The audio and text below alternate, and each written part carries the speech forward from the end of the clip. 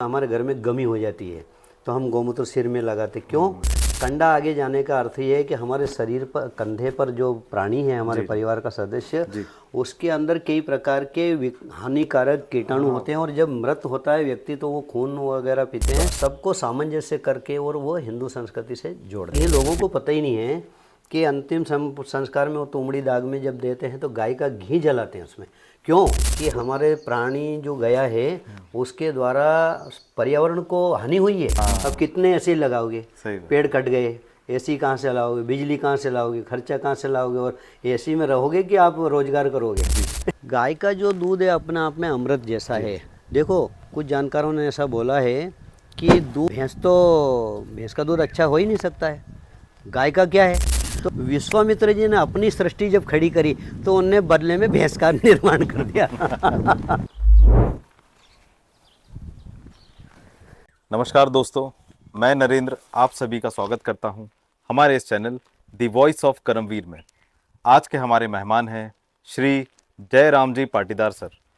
Sir बहुत बहुत स्वागत है हमारे इस channel the voice of Karamvir में। आज सर हमको बताएंगे गौ सेवा कैसे की जा सकती है और उससे आपका घर भी कैसे चल सकता है। बहुत बहुत स्वागत है सर, अपने विषय में हमारी ऑडियंस को कुछ बताइए। एक जंगल में हमारा निवास है जी, इसलिए आए हम, इसलिए आपका धन्यवाद हम ज्ञापन करते हैं। क्या है, गौशाला जो चलनी चाहिए। जी, वैसे तो क्या है कि गौशाला वर्तमान में ऐसा मान के चलें कि अभी किसानों के द्वारा गाय छोड़ी जा रही है जी, या उसका आर्थिक पक्ष नहीं है, सेवा श्रम ऐसा नहीं होने के कारण लोग छोड़ते चले जा रहे हैं। तो ये कोई स्थायी समाधान नहीं है। फिर भी अभी कुछ समय के लिए हो सकता है इसका आर्थिक पक्ष मजबूत हो, इसका वैज्ञानिक तथ्य लोग जाने, तब तक कुछ लोगों ने कुछ स्थानों पर ऐसे प्रयोग किए हैं, देश भर में भी किए हैं। ऐसा ही प्रयोग एक हमने भी प्रारंभ किया है। मूल कारण सर क्या होता है एक गाय को घर से अपन छोड़ देते हैं, सबसे बड़ा कारण क्या है और क्या परेशानी ऐसी आ जाती है उनके ऊपर कि केवल, जबकि उनके पास खेती बाड़ी है, उसको देने के लिए चारा भी रहता है, उसके बावजूद भी उसको छोड़ देते हैं, क्या मुख्य कारण रहता है? आज के समय में ये जो भौतिक दौड़ है जी, और एक व्यक्ति का जो श्रम करने का कहना चाहिए कि अभ्यास नहीं है, जी, इसके कारण, और नकल करने का जी, जो एक मानस बना है कि मैं अमुक व्यक्ति से और आगे निकल जाऊं, उसके पास अमुक साधन है तो मैं उससे आगे कैसे निकलूं, इस प्रकार के कारण ये सब ने सोचा कि हम तेज गति से आगे कैसे निकल जाएं। परंतु ये जो पुरानी जो पद्धति थी हमारी, ये गायों को छोड़ते नहीं थे, उसका सेवा करना है, उसका दूध लेना है, फिर उसका गोबर लेना है, फिर उसका खेत में बैल जोतना है और उसका खेती में खर्चा कम करना है। किसान के दो आधार, दो पहिए गाड़ी के जैसे, एक है कृषि और दूसरा है पशुपालन। तो पशुपालन में गाय का महत्व थोड़ा ज़्यादा है, तो दोनों का सामंजस्य बना। अब वर्तमान में आप सोचेंगे तो खेती का जो काम है पूरे 12 महीने नहीं रहता है, पर पशुपालन एक दिन भी गैप नहीं कर सकते। 4 घंटे भी आप उसके साथ अगर नहीं रहे तो कहीं रोगी है, प्यास है, भूख है, तो उसका मन घर के एक रुकेगा। सदस्य की तरह आपको, हाँ, घर के एक सदस्य की तरह उसके साथ रहना पड़ेगा। दूसरा ये है कि उसका जो गोबर है वो खेती के काम आता है, उसका जो दूध रहे हमारे स्वास्थ्य के लिए हितकारक ही नहीं है। तो जब हमारे पास में अनाज भी नहीं है तो दूध अपने आप में पूर्ण आहार है। 250 ml दूध में 450 कैलोरी है। अब हमको अगर 1 लीटर दूध 24 घंटे में मिल गया, एक व्यक्ति को 1700 कैलोरी चाहिए, तो आपको 1 लीटर दूध में 2000 किलो लगभग 1800 कैलोरी आ जाएगी। पूरे दिन भर की पूर्ति, पूरी दिन भर की कहते। अब हमारे पास अनाज नहीं है और अनाज को पकाना पड़ेगा कहीं ना कहीं। अब हमारे पास कोई साधन भी नहीं है। दूध हम सीधा ही ले सकते हैं, कच्चा भी ले सकते हैं, कच्चा भी पिया जा सकता है। हाँ, कहीं भी लिया। अरे देखो आप, ये बछड़े कौन सा दूध गर्म करके पीते हैं है ना, कोई भी जो गोवंश है, पशु है, बछड़ा है, और कितनी उसके अंदर शक्ति रहती है, तो बगैर गर्म किए भी वो उतना ही गुणकारी है। और ब्रह्म मुहूर्त में यानी सूर्योदय से पहले का जो दूध अगर हमने लिया पिया तो माँ के दूध के समान है। क्या कारण है सर, भैंस या भैंस का बच्चा हमें रोड पे नहीं दिखता, गाय ज्यादातर दिखती है, इसका क्या कारण हो सकता इसका कारण तो वर्तमान में थोड़ा सा ऐसा मान के चलेंगे कि गाय से तत्काल आय, जी ये लोगों ने सोचा, जी तो तत्काल आय और उसकी कीमत कम होना। जी दूसरा ये है कि गाय का जो दूध है थोड़ा पतला है, जी गुणकारी तो ज़्यादा है, परंतु गाय का दूध पतला होने के कारण उसमें थोड़ा स्वाद देर से आता है, या शक्ति तो आती है पर स्वाद नहीं आता। जी अब हमारे स्वाद के कारण फिर ये उसका महत्व ज़्यादा हुआ। थोड़ा आर्थिक पक्ष भी देखेंगे तो उसमें गाय के भैंस के उसमें घी ज़्यादा आएगा और फैट जो है हाँ वो फैट ज़्यादा आएगा, जी, यानी फैट यानी घी घी वो ज़्यादा आएगा और मावा ज़्यादा निकलेगा। और गाय के दूध में से मावा कम आएगा, घी कम निकलेगा। इसलिए बड़ा कारण है आज का कि व्यक्ति गाय को ऐसा मानता है कि इससे आय कम होती है हमारी, इसके कारण उसने आय के कारण उसको बजट कम लगता है, इसके कारण उसको बाहर किया हुआ है, ऐसा मुझे लगता है। क्या अभी भी सर जानकारी का अभाव लोगों को है कि हाँ उपयोगिता के मामले में, क्योंकि गाय को माना जाता है कि उसका दूध पचने में बहुत हाँ सुपाच्य है। जी जी, और भैंस का यदि एक गिलास आदमी पूरा पी ले तो उसको और कुछ ना कुछ शाम तक खा पाता है, और उसका पेट भी बहुत हैवी रहता है। तो ये लोगों को अभी भी मेरे ख्याल से जानकारी का अभाव है। बिल्कुल। इसके पीछे थोड़ा एक कड़वा शब्द ये मैं बोलता हूँ, हमारे जो पूर्वज है उनने कहीं न कहीं से ये जो अभी 50 साल की जो विदेशी षड्यंत्र कहें तो कोई हर्ज नहीं है, जर्सी गाय, फिर ये जो आर्थिक जिसका पक्ष है, फिर स्वास्थ्य के लिए ऐसा स्वाद का मामला है, तो इसके कारण ये जो ऐसा माने कि अपन ने जो मान लिया कि भैंस का दूध हमको थोड़ा अच्छा लगेगा, इसके कारण जो पाचन क्रिया के कारण वो तो अलग ही विषय होगा। गाय का जो दूध है अपने आप में अमृत जैसा है। देखो कुछ जानकारों ने ऐसा बोला है कि दूध किस जानवर का अच्छा है, तो उन वक्ता ने ये प्रश्न किया, तो श्रोता ने कहा कि सबसे अच्छा दूध तो भैंस का है। तो सामने वाले ने कहा कि अरे भैंस का दूध अच्छा हो ही नहीं सकता है, गाय का क्या है, तो कि गाय का दूध नहीं है, गाय का तो दूध अमृत है। दूध भैंस का है, गाय का दूध अमृत है, इसलिए दूध नहीं है वो अमृत है। देखो ये शास्त्रोक्त जो विधि है, समुद्र मंथन हुआ तो कामधेनु गाय निकली, सुरभि गाय निकली, अब ये भैंस तो नहीं निकली कहीं से। थोड़ा विचार करें तो ध्यान में आएगा। सृष्टि की रचना जब हुई थी तो ऐसा माने कि ब्रह्मा जी के द्वारा तो ये सृष्टि की रचना उसमें गाय का उल्लेख आया। विश्वामित्र जी ने अपनी सृष्टि जब खड़ी करी तो उनने बदले में भैंस का निर्माण कर दिया। ये ऐसा भी हुआ है, ये सब अपनी अपनी गतिविधि उस समय चली थी, तो इसके कारण जो वर्तमान में जो गाय है उसका गुण अपने आप में है।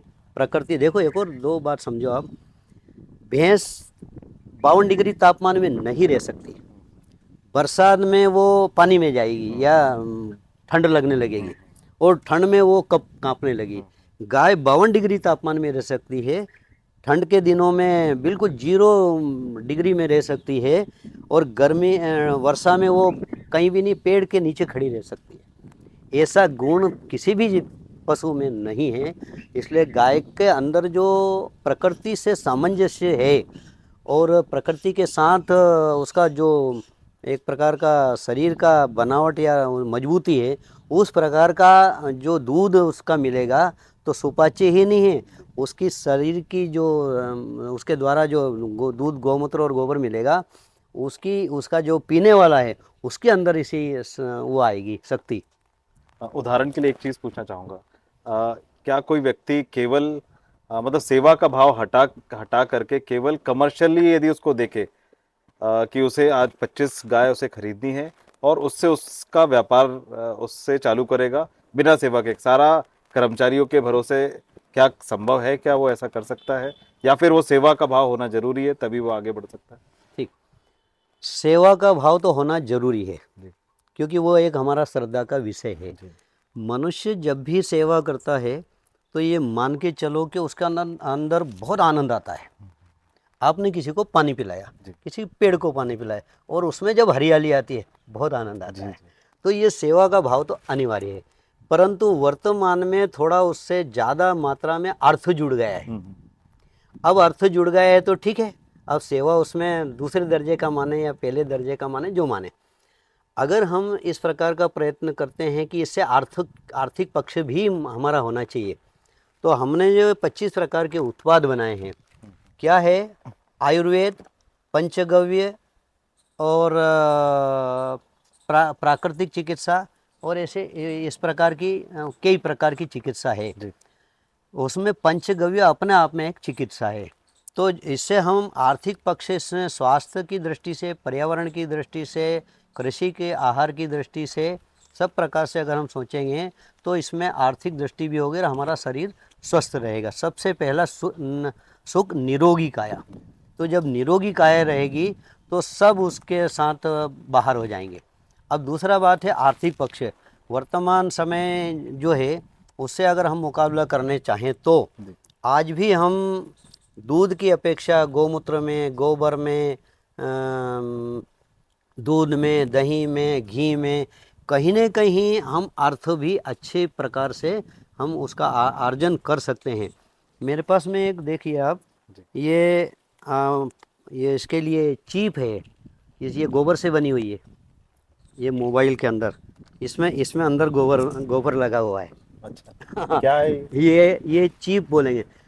गोबर में रेडिएशन कम अच्छा। करने की क्षमता है अरे बहुत, है ना। तो ये चीप तो ये बनी, रेडिएशन को रिड्यूस करने के लिए हाँ, ये चीप बनी हुई है। इसके अंदर एक गोबर से इसमें गोबर है अंदर। और इसकी डिजाइन करने के लिए, इससे में पैसे कमाने के लिए, जी। ये बनी 40 रुपए की जी। है, पर इसकी बिक्री 100 रुपए की है। ये बनी तो 10 रुपए की है। ये कहाँ से? ये हमारे एक मित्र है इंदौर में, जी उनने अभी 50-75 मंगवाई थी, मैंने भी बनाई है। ये गोबर की चीप देखो, इसमें क्या है, हमारे घर में जो लिपाई पुताई ये सब होती थी ना, ये सब वैज्ञानिक तथ्य था। हमारे घर में ये रेडिएशन कम करने के लिए ही तो ये लिपाई पुताई होती थी। ये हमारा घर लिपा हुआ है, जी तो ये रेडिएशन कम करने के लिए ही है। भोपाल गैस कांड जो हुआ था, उसमें क्या था, उसमें यही तो था कि जहाँ गोबर से लिपा पुता था, हाँ। उस घर में उस जो वो गैस निकली थी उसका दुष्प्रभाव कम हुआ, और बाकी लोग वहाँ के थोड़े कम रोगी हुए या स्वस्थ रहे। तो ये सब प्रकार से हम आर्थिक दृष्टि से भी इसका महत्व तो समझ सकते हैं, कमा भी सकते हैं। हमने साबुन, शैम्पू, मंजन, केश तेल, मालिश तेल, नेत्र ज्योति, नेत्र गाय के घी से पंचगव्य, घृत, ऐसे 25 प्रकार के उत्पाद बनाए, और उससे हमने आर्थिक पक्ष भी कमाया है। हमने 4 भाग बनाए। एक भाग कच्चा माल खरीदा हमने, दूसरा भाग रोटी कपड़ा मकान हम करें अथवा मजदूर करें उसका निकाला, मतलब 1 रुपये में से 4 आना। तीसरा भाग हमने निकाला गाय के लिए। अच्छा, मतलब अगर 100 रुपये की सामग्री बिकी तो हम 25 रुपये री इन्वेस्टमेंट, यानी केवल कमर्शियली देखा गाय जाए के तो लिए। reinvestment। और वर्तमान समय है क्या, आर्थिक पक्ष का, और सबको रोजगार चाहिए, तो हमने फिर 25%, 20% लोगों को थोक में देना, और उसके लिए भी 25% निकाला। यानी एक व्यापार की दृष्टि से भी हमने उसमें जोड़ा। यानी 1 रुपये में 4 भाग, कच्चा माल हमारा परिश्रम, तीसरा गाय, और चौथा एक व्यापार। आज तो सर जैसे आपका बहुत बड़ी गौशाला और इतना समृद्ध पोजीशन पे है आप, इसकी शुरुआत कहाँ से हुई और आप किन किन संस्थाओं से जुड़े हुए हैं? आपका बचपन कैसा रहा, थोड़ा सा उसके विषय में बताइए। बचपन में किसान हूँ जी हमारे दादाजी, पिताजी ये सब परिश्रम करते आए हैं, मैं भी किसान होने के नाते। ये क्या हुआ, बचपन से ही थोड़ा आध्यात्मिक संस्कार मेरे अंदर आ गए थे। उसके पीछे का क्या है, दादाजी ने मेरे को 5वीं की परीक्षा पास की मैंने, और बद्रीनाथ की यात्रा ले गए थे। 67 में, 1967 में। तो वहाँ से आध्यात्म हमारा जग गया है। फिर मैंने गायत्री परिवार में काम किया, फिर संघ में किया, अभी भी सभी जगह में कहीं ना कहीं जाता आता हूँ। तो इसके पीछे का जो हेतु है वो ये है कि अध्यात्म और विज्ञान जी इसको फिर अध्ययन करना, जी सीखना, समझना, श्रद्धा, सेवा, परोपकार, संबंध, ये सब जब हम जोड़ते हैं तो अपना मन आनंद में होता है, प्रसन्न होता है। हम 10 लोगों के जब बीच में हैं, किसी भी संगीत में जाते हैं, कथा में जाते हैं, प्रवचन में जाते हैं, आनंद सभा में जाते हैं, तो हम कितने भी दुखी हैं वहाँ से हमको एक नया मोड़ मिलता है और थोड़ी वो जो दुख है वो हमारा कम होता है।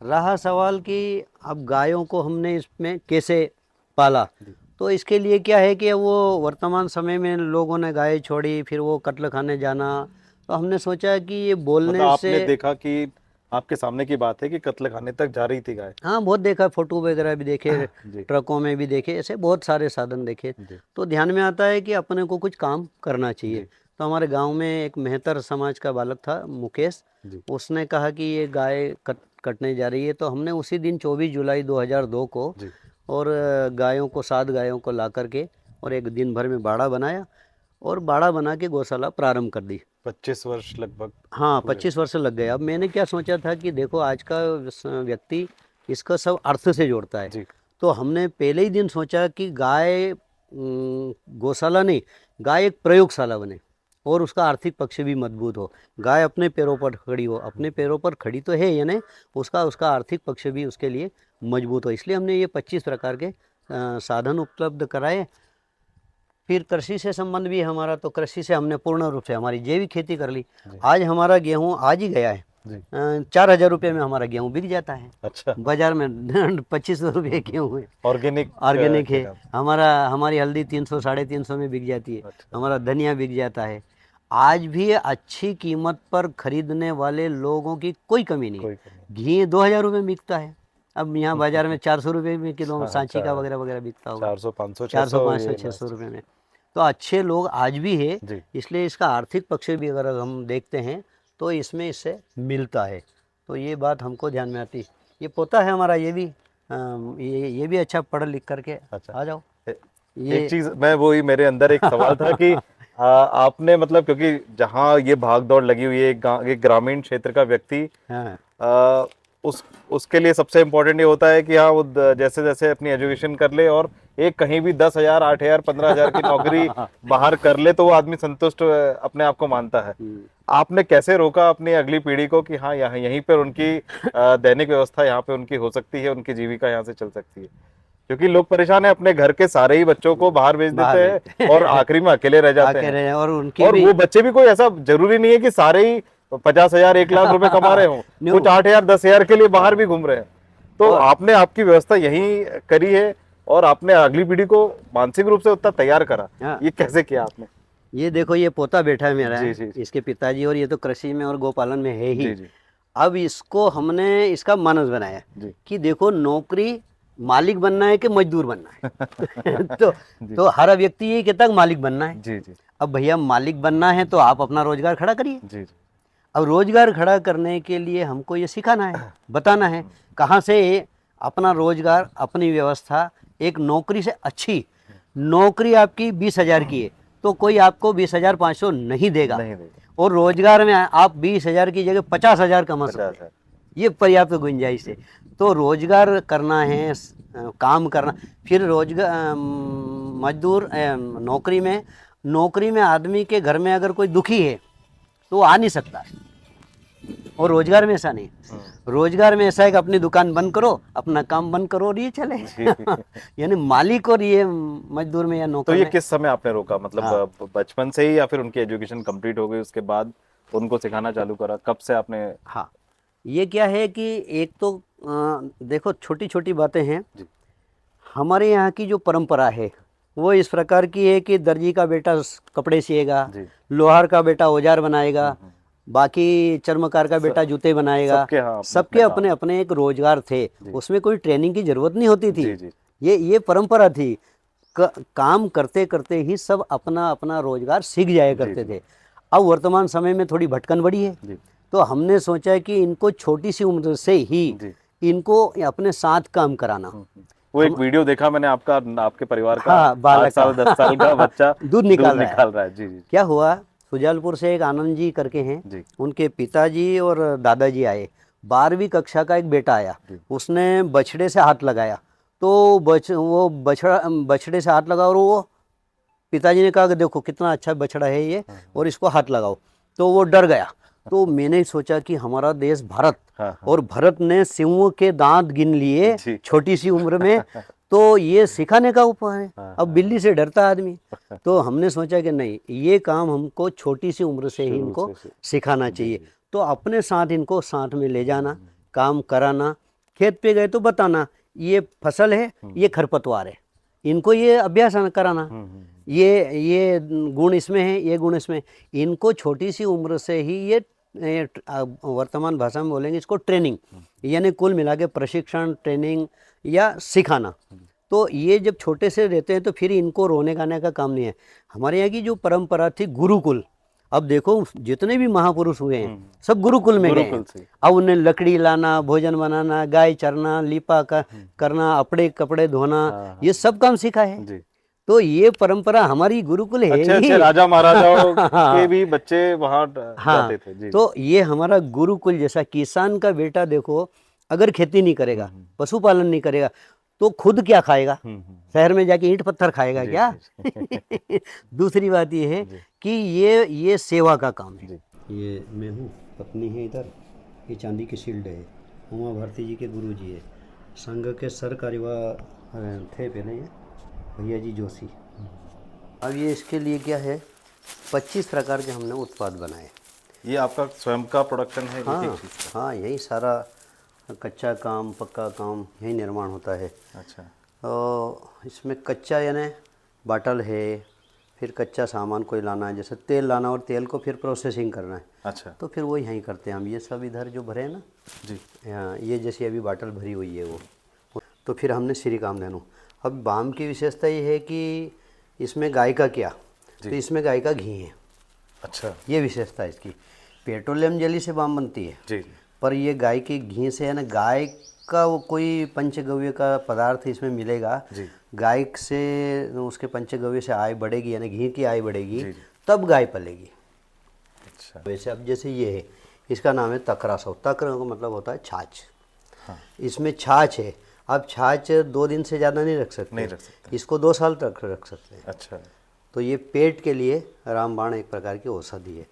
तो ये शास्त्रोक्त विधि से पुस्तकें हैं जी, उनमें हमने इनको सब, ये जैसे अब दूध अपना 40 रुपये, 50 रुपये, 60 रुपये लीटर है अभी हमारा, कम से कम 50 है ना। तो। अब ये जो गोमूत्र अर्क है ये 70 रुपये का है। ये गोमूत्र है? हाँ, ये गोमूत्र का उसमें आसवन विधि से उसको उबाल करके, जैसे भाप आती है ना कुकर की, अच्छा, कुकर की भाप को ठंडा किया है। अच्छा। तो ये हो गया 7 पंजे 35, 350 रुपये लीटर। और दूध क्या भाव है? 60 रुपये लीटर। ये अंतर है। तो इनकी ट्रेनिंग भी आपने कहीं से ली या फिर पुस्तक? इनकी ट्रेनिंग, एक तो ये है प्रमुख बात कि आदमी अगर मन बना ले जी, तो फिर उसके लिए करने के लिए कोई कठिन काम नहीं है। और मन नहीं बना जी, उसका थोड़ा सा एक प्रशिक्षण नहीं लिया, पर प्रशिक्षण सबसे बड़ा तो मैं ऐसा मानता हूँ कि करत करत अभ्यास के जड़मति होत सुजान, रसरी आवत जात है सिल पर होत निशान। ये दंत मंजन बनाई है। तो अभी हमारा जो पोता है वो नए नए लेवल अच्छे बनाने लगा। अब इसमें क्या होता है, देखो ये वर्तमान में चमक धमक का समय है जी, तो फिर ये ऐसी बाटलें लाना, फिर उस पर लेवल लगाना। अब ये केस तेल है, ये शैम्पू है। आज तक देश में किसी ने भी गोमूत्र में 2 पदार्थ है, एक यूरिया है और एक अमोनिया है। यूरिया का उपयोग तो सबने किया, खेती में हो भी जाता है। अमोनिया का उपयोग किसी ने नहीं किया था। अच्छा। हमने केवल ये सुना था कि गोमूत्र सूंघने से सिर दर्द, सर्दी जुकाम वगैरह वगैरह ये सब ठीक हो जाते हैं। तो फिर हमने इसका जो गोमूत्र अर्क बनाते हैं उसका प्रारंभ का अर्क लिया और उसको अमोनिया के रूप में इसमें हमने भर लिया। अब इसको सूंघते हैं, केवल सूंघने से सिर दर्द, सर्दी जुकाम बंद होते हैं। बार बार इसको सूंघते रहो ऐसे। अच्छा। ये बहुत तीखा होता है। हाँ। जैसे विक्स होता है नहीं, हाँ। वैसा विक्स होता है। आप सूंघ करके देखिए इसको। हाँ, ये विक्स है। तो बस इस पचमढ़ी में लहसुन का वो मिलता है। हाँ, बस उसके जैसा ही होगा। बिल्कुल बिल्कुल बिल्कुल ठीक बात है। सीधे हिट करेगा। हाँ, सीधे हिट कर दे। देख सकते हैं आप भी चाहें तो। थोड़ा तेज। हाँ, तेज खींचो आए। बहुत सारे पदार्थ हमारे ऐसे हैं। अब जैसे ये धूप बत्ती है, अब इसमें हमने सोचा कि ये गोबर अच्छे मूल्य में कैसे बिकेगा। जी। तो इसमें सेंट नहीं है, एक बड़ी विशेषता ये है। अब इसमें गोबर है, मैदा लकड़ी है, 38 प्रकार की जड़ी बूटी है, पर सेंट नहीं बाजार का ये वाला। अच्छा। हाँ, और अब फिर क्या है, मूल बात इसमें फिर वही आएगी कि गोबर अच्छे मूल्य में कैसे बिकेगा। जब गोबर अच्छे मूल्य में बिकेगा तो फिर ये गाय के लिए आर्थिक पक्ष उसका मजबूत होगा। यानी गाय पालने के लिए वर्तमान में जो खर्चा चाहिए वो वैसा लाना पड़ेगा। छाछ और गौमूत्र, इसकी भावना दी। भावना का मतलब इसको उसमें डुबाया सुखाया, डुबाया सुखाया, अपनी भाषा में। जी जी। हाँ, इसको बोलते हैं शास्त्रों में भावना देना। अच्छा। मतलब छाछ में डुबाया तो छाछ का गुण इसमें आ गया। इसमें आ गया। हाँ, और इसी प्रकार से गौमूत्र का गुण भी इसमें आ गया। गौमूत्र जो है स्वास्थ्य के लिए बहुत हितकर है, क्योंकि हमारे शास्त्रों में गौमूत्र का पान लगाना, लेपन करना, छिड़कना ये आता है। जैसे कहीं भी हमारे घर में गमी हो जाती है तो हम गौमूत्र सिर में लगाते, क्यों? कि उस समय हानिकारक कीटाणु हमारे शरीर में रहते हैं। जैसे उदाहरण दूँ मैं आपको, कोई हमारे यहाँ हिंदू संस्कृति में कोई शांत हो गया, मतलब मर गया। जी जी। अब उसको हम जब ले जाते हैं यात्रा में तो एक कंडा आगे जाता है। हाँ। कंडा आगे जाने का अर्थ ये है कि हमारे शरीर पर, कंधे पर जो प्राणी है हमारे परिवार का सदस्य, उसके अंदर कई प्रकार के हानिकारक कीटाणु होते हैं, और जब मृत होता है व्यक्ति तो वो खून वगैरह पीते हैं और उस समय वो फिर भगते हैं। तो इसलिए वो गाय का जो कंडा चलेगा तो उसके धुएं से वो जो स्वस्थ व्यक्ति है, अब वो गया वो तो है ही, उसको हानि नहीं होगी।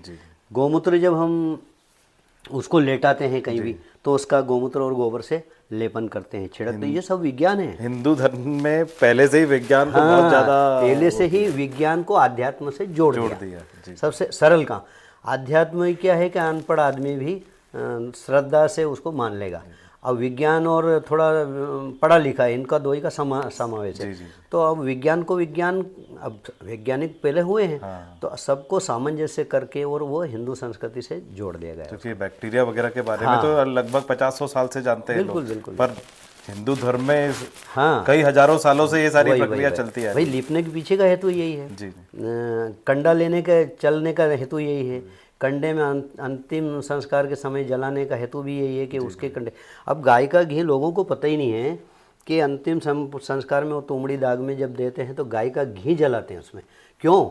उसके पीछे का गणित ये है कि हमारे प्राणी जो गया है उसके द्वारा पर्यावरण को हानि हुई है। मतलब तो एक आधा लीटर 100-200 ग्राम 500 ग्राम गाय का घी उसके अंतिम संस्कार में डालना, जिससे वो ऑक्सीजन में बदल जाए। अच्छा। ये हेतु है उसका। ये तो मतलब प्रकृति से लिया है तो प्रकृति हाँ, को वापस प्रकृति लौटाने। से लिया है तो प्रकृति को देना। यानी वो चला गया वो तो गया। तो अब उसके कारण जो वो धुआं और ये हुआ है, उसके बदले में ऑक्सीजन देना। तो गाय के घी में पर्याप्त मात्रा में ऑक्सीजन। पहले हमारे यहाँ छोटा से छोटा यज्ञ होता था, तुलसी क्यारे में एक दीपक लगाना। फिर बड़ा और बड़ा और बड़ा और अश्वमेघ यज्ञ होते थे। तो ये जो ओजोन परत है इसको सामंजस्य बनाने का काम होता था। अब सब वो धीरे धीरे नकली घी आ गया और वो छेद बड़े हो गए। अब कितने ऐसे लगाओगे, पेड़ कट गए, एसी कहाँ से लाओगे, बिजली कहाँ से लाओगे, खर्चा कहाँ से लाओगे, और एसी में रहोगे कि आप रोजगार करोगे। जी। संगठन और अक्षय कृषि परिवार में, अक्षय कृषि परिवार का मैं ट्रस्टी हूँ 2016 से राष्ट्रीय सरकार। तो ये जो सोम यज्ञ है ना, वर्षा का संतुलन बनाना है, उसके लिए सोम यज्ञ होता है। तो उसका जो ये फोटो है, ये वाला ये फोटो ही है। ये दोनों पति पत्नी हम गए थे। ये फिर ये नदी का, और ये ऐसे विद्वान लोग, पंडित लोग, ऐसे एक विशेष प्रकार की विधि है सोम यज्ञ की। अच्छा। वो केवल वर्षा का सामंजस्य कैसे हो, जैसे पुराने समय में हमारे यहाँ यज्ञ होते थे नहीं, तो ऐसे यज्ञ कैसे होगा और वो विधि विधान से कैसे होगा, विधि विधान के साथ साथ उसका रिजल्ट कैसा आएगा। ये मैं रामदेव जी के यहाँ गया था तो उसका है, शिविर करके आया था मैं। ये घी बनते हुए, ये है 13 फरवरी का। अब इसका भी मैंने एक और अनुमान लगाया। अभी हमारा जो भोजन है कुकर अथवा खुले में, कुकर की अपेक्षा ये ज़्यादा हित करेगा, क्योंकि इसलिए हांडी और प्रकार के बर्तन, प्रमुख रूप से तो मिट्टी का बर्तन। तो अब ये जो कलर आया है नी, ये सूर्य की किरण के कारण आया है। अब ये मेरे को अभी समझ में आई है बहुत बाद में कि देखो अब इसलिए हमने लकड़ी पे वो बनाया।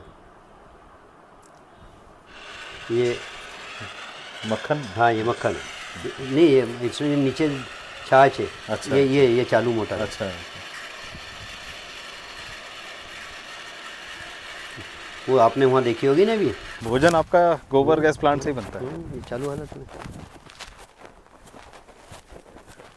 आज के समय में जहाँ गैस की इतनी किल्लत हो गई है, हाँ ऐसे विकल्प यदि सबके पास आज भी मौजूद रहे तो अरे बहुत। विकल्प तो जब होगा तब व्यक्ति गाय पालेगा, भैंस जी, पालेगा। जी, जी, भैया वो उसने गाय भैंस तो बाहर कर दी, बाहर कर। अब वो कहाँ से खाएगा वो पक्का माल। सर आप प्रॉपर कहाँ से हैं, और हमारी ऑडियंस को आप अपना नाम और पूरा परिचय कि आपके दादा परदादा क्या करते आए हैं और आपकी अगली पीढ़ी क्या करती आई है। हम ये चाकरोद गांव है जी, और ये जो सीमा है ये चाकरोद हलके में आती है। जी, और हमारा काम पहले से ही जी, दादा परदादा के समय से ही जी, और खेती का काम है। तो खेती चलती आ रही है। जी। और वर्तमान में भी हमने भी वही काम पकड़ा है। जी, मेरा नाम जयराम पाटीदार है जी। और चाकरोद गांव है हमारा, और चाकरोद गांव के निवासी हैं। कितने लोगों का परिवार आपका एक साथ? हमारा हम 3 भाई हैं। जी, तीनों भाई अलग हैं, जी, परंतु 2 बेटे हैं। जी, और 2 बेटे के साथ साथ एक 2 बेटे के 2 बेटे हैं। जी। बेटी है वो उसकी ब्याह हो गया है, वो चली गई है। और वर्तमान में हम सब 10 सदस्य एक ही स्थान। 2 बेटे, 2 बेटे के 4 बेटे और दोनों हम। मतलब 5 लोग तो आप इसमें, या कह सकते हैं पूरे घर वाले ही आपके हाँ हाँ हाँ, पूरे घर वाले इसमें सेवा देते हैं। हाँ, पूरे घर वाले यानी सभी सदस्य का कहीं ना कहीं आओ कहीं ना कहीं रोल है। नहीं इसमें क्या है, थोड़ी बड़ी गाय हैं, बच्चियां हैं और बड़ी गाय भी है। जी। और नर जो है इधर है, ये बाजू में ये। अच्छा, 4 अलग अलग जगह आपने 4 उसकी नहीं, व्यवस्था- एक अंदर है। अच्छा 5 जगह 5 अलग अलग व्यवस्था है। 5 जगह ऐसा बना रखा हमने। जी, तो ये क्या है कि इनका मुंह वगैरह पहुंच जाता, लड़ाई नहीं होती आपस में। अच्छा, वो छोटे हैं तो उनको एक दूसरे को मारेंगे नहीं। दूध वाली है तो इनको अलग रखना, नर है तो इनको अलग रखना। अच्छा। ऐसे 5 जगह बनाए और छोटे बछड़े अंदर है। ऐसे भी होते हैं जो बहुत ज़्यादा एग्रेसिव, जो बहुत ज़्यादा गुस्से वाले रहते हैं, उनको एकदम अलग भी करना पड़ता है या बांध के नहीं, रखना पड़ता होगा उनको? ऐसा बहुत कम से कम होता है। क्या है, जी, इनका स्वभाव धीरे धीरे, जैसे एक परिवार में जी, जी। अब कोई बहुत बड़ा गुस्सेल भी होगा और कोई एकदम नरम भी शांत होगा। वातावरण जी, जी। का भी होगा, पर वो धीरे धीरे सामंजस्य बन जाता है। अच्छा, कुछ समय के लिए अगर उनके साथ अगर रहे हम, जी। तो फिर वो विश्वास बन जाता है। फिर खिलाते समय उनका हाथ वाथ फेरना है और थोड़ा सा उनको ये सब यहीं जन्मे हैं या फिर आपके यहाँ लोग भी छोड़ करके आए ये थे? इसमें ये मान के चलें कि 15 साल पहले तो हमने इधर उधर से गौशाला में आते थे। अच्छा, अभी 10 साल से हमारे यहाँ गोवंश जो बढ़ता है, जी। वो वर्ष भर में 50 का जन्म होता है। अच्छा, 25 वृद्ध रोगी ऐसे चले जाते हैं। जी, जी। 25 की प्रति वर्ष वृद्धि होती है वृद्धि हमारे होती यहाँ। यानी ये मान के चलें ये सारे 24 साल हो गए तो यहीं के ही हैं ये। अच्छा, अच्छा, ये सब इनका जो वंश यहीं का हो गया। अब जी, इसका नस्ल सुधार की दृष्टि से हमारे पास नंदी है जी। और उससे नस्ल सुधार धीमी गति से हमारा काम चालू है। इनका दाह संस्कार बोले या वो कैसे करते हैं आप? हाँ, इनकी जब वो दाह अंतिम समय संस्कार रहता है? वहाँ है। जब भी कोई भी गोवंश हमारा किसी भी कारण से जी, देते हैं। अभी कल ही दी हमने एक, वो उधर बालक में गड्ढा दिखाई- खोद के उनको? नहीं गड्ढा नहीं खोदना, गड्ढा खोदेंगे तो खर्च बढ़ेगा। अच्छा, क्या है कि सीधे अपने पास पर्याप्त गोबर है, जी। इसलिए मरी हुई गोवंश को गोबर पे डाल दो और डालने के बाद उसके ऊपर गोबर डाल दो। अच्छा, कुत्ता वगैरह कोई जंगली जानवर नहीं खोदे, इसलिए उसके ऊपर आसपास से हमने तार की बाउंड्री बना दी है, जाली। अच्छा, अच्छा, तो ये जब अच्छा, दूसरा ये है कि मैं स्वयं जाता हूँ। देखो आप, हाँ, हाँ। भाई जैसे अपना परिवार का सदस्य गया कैसे, तो उसके साथ भी तो अपन न्याय करते हैं ना। ऐसे तो ऐसा तो नहीं कि कहीं भी फेंक देंगे। ये नमक डालते हैं, अच्छा। ये नमक समाधि के ऊपर नमक डाल रहे, ये नमक और ये गोबर इधर से। अब गोबर कम हुआ है बाकी जगहों पर, अब गोबर कम हुआ है तो फिर क्या हम इसको समाधि खाद बना के अपने गोबर का 1 किलो गोबर से 10 किलो गोबर की गुणवत्ता बढ़ा सकते हैं क्या? तो ये बढ़ जाएगा। और सस्ता फार्मूला है, गोबर डालना है, अलग से कुछ करना नहीं है, हमारा कुछ खर्चा होना नहीं है, क्योंकि जो गोबर हम उधर डालते वो इस पे डाल दिया। और भी गौशालाओं में ये करते हैं, करने लगे हैं कुछ लोग अभी। तो यानी गाय की जो हालत है बगैर दाना के संभव नहीं है, और उसके लिए पहले चाहिए पैसा या जो भी है। तो ये हम पहले सारा खाद्यान्न, हाँ व्यवस्था, ये जो चापड़ बोलते हैं वो, चापड़ तो वहाँ है, ये तो आटा ही है, ये आटा ही है। तो ऐसा भी हमने वर्ष भर के लिए एक भंडार ये है और एक गोडाउन वो, इसके अलावा एक और गोडाउन, एक और वो सामने ये वाला, वो अधूरा भरा है और ये थोड़ा लगभग अब पूरा हो गया। ऐसा मान के चलें कि गौ पालन एक अपने आप में बड़ा रोजगार है। इसका कारण क्या है कि लोग पढ़े लिखे नौकरी के चक्कर की अपेक्षा अगर गौ पालन करें और उससे रोजगार का अगर प्रारंभ करें तो ऐसा मेरा मत है कि लोगों को रोजगार भी मिलेगा। गायों के से जो सब प्रकार का पर्यावरण, पानी, ज़मीन, अपना स्वास्थ्य, ये सब भी मिलने वाला है। अगर पढ़े लिखे युवा इस क्षेत्र में अगर आते हैं तो आज बड़ी बात एक और आने वाली है कि वर्तमान में युद्ध चल रहा है, और युद्ध के बाद में अभी हमारी जो गैस है वो बाहर से आती है। आज अगर हमारे भारत में गैस आना बंद हो जाए तो हम रोटी का इस पे बनाएंगे। इसलिए गाय के कंडे के ऊपर, लकड़ी के ऊपर ऐसे हम भोजन बना सकते हैं। गैस, अभी इस गैस को वर्तमान में CNG बना करके या LPG बना करके, जो भी होगा नाम उसका, उसमें बना करके इसकी गैस का भी उपयोग कर सकते हैं, और अच्छी मात्रा में अपने भारत का जो ईंधन है उसको भी हम, अगर युवा अगर आते हैं इस क्षेत्र में आके, पढ़े लिखे लोग, तो अनेक सारे स्थानों पर ऐसे प्रयोग हुए हैं जो बाटलिंग भी भरना प्रारंभ हुई है, और उसके कारण वर्तमान की जो समस्या है गैस की, ईंधन की और रोजगार की, ये सब दूर हो सकती है अगर गाय को हम आर्थिक दृष्टि से भी अगर उसको पालन करेंगे। तो मेरा ऐसा मत है, प्रयोग और परिश्रम ये दो करना पड़ेगा। तो आने वाली जो पीढ़ी है उसके लिए हम एक अच्छा सा संदेश दे सकते हैं, गायों के रोजगार की दृष्टि से भी, और गाय और किसान, गाय और हमारा स्वास्थ्य, गाय और पर्यावरण, गाय और प्रकृति, इसका सबका एक दूसरे का संबंध है। तो गाय का जो गोबर है वो धरती का भोजन है। गोमय वस्ते लक्ष्मी, तो गाय के गोबर में लक्ष्मी का वास है। लक्ष्मी का वास यानी कोई लक्ष्मी जी सीधी नहीं प्रकट हो जाएगी, परंतु जब गोबर डालेंगे, गोबर डालने से फसल पैदा होगी और उससे हमारी आर्थिक मजबूती होगी। तो मैं ऐसा समझता हूँ कि अगर युवा भी पढ़े लिखे इस क्षेत्र में अगर अच्छे प्रकार से कुछ आते हैं तो अनेक प्रकार से शोध करके एक लीटर गोमूत्र में 25 रुपये का सोना है, इसलिए उसका दूध है। वो स्वर्ण जब भस्म बनाते हैं नहीं तो उसकी कीमत क्या होती है, तो स्वर्ण भस्म की कीमत से मतलब संबंध ये है कि उसमें सूर्य की जो किरण है वो आभा उसमें आई हुई है। तो 25 रुपये का तो उसमें सोना ही है। सोना यानी हमको नहीं मिलने वाला, कोई ढूंढेंगे तो नहीं मिलेगा, कोई बाज़ार में नहीं मिलेगा, पर उतना गुण मिलेगा उसमें से। तो इस प्रकार से अगर व्यक्ति का काम करता है तो रोजगार और स्वास्थ्य, पर्यावरण, इनका सबका लाभ हमको मिल सकता है। ठीक है, बढ़िया, धन्यवाद आपको। आप अधिक समय के लिए इतना आपने बहुत सारा हमको ऐसा ज्ञान दिया है जो बहुत सारी चीज़ों में हम अभी तक भी वो थे कि कैसे इसको एक प्रॉफिट की तरफ भी लाया जा सकता है। और हमारी ऑडियंस में भी कई लोग ये भी सोचते थे कि गौ सेवा वही कर सकता है जिसके पास समय है, या उसको रोजगार की दृष्टि से कभी भी किसी ने नहीं देखा होगा। रोजगार ही करना वर्तमान में तो बहुत कुछ सीखने का मिलेगा आपके इस। धन्यवाद, अच्छी बात है, आप बहुत बहुत धन्यवाद।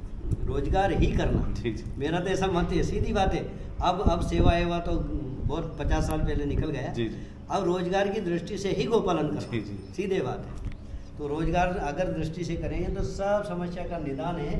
रोजगार हमारे लिए है, बाकी व्यवस्था सभी ठीक हो जाएगी। कर्म तेरे अधिकार में केवल कर्म किए जा, तू कर्म किए जा, फल की इच्छा त्याग के अर्जुन, पालन अपना धर्म किए जा। किस स्थिति में क्या धर्म है तेरा,